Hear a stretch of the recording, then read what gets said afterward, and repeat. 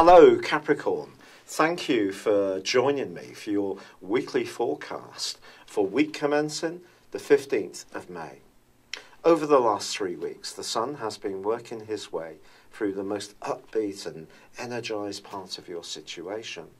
But this week, which is the final week of this transit, he is going to be in an obtuse but important angle with your ruling planet Saturn, which is locked away in a more psychological part of your scope.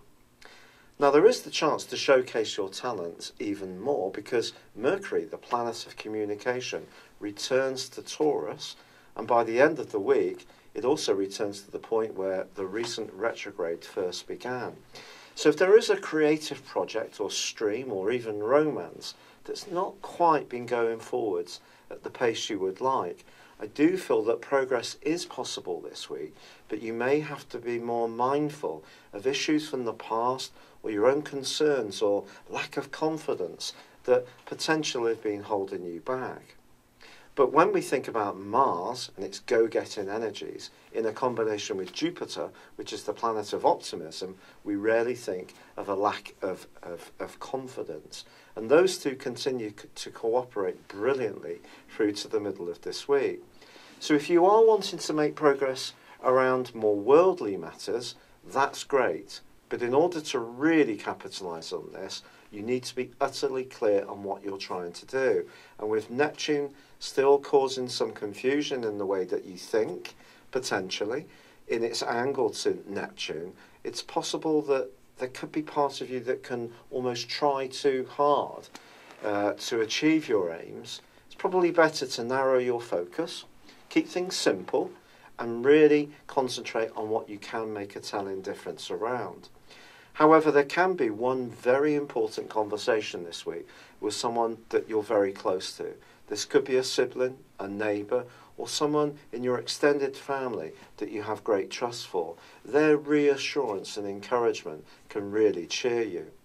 There is a quarter moon, however, which occurs on Friday, and this could give you the desire to splash out a little bit over the weekend. Perhaps treat yourself to some nice things that will add a little bit of glamour to your personal appearance, and why not? But just it's staying within bounds that you can afford.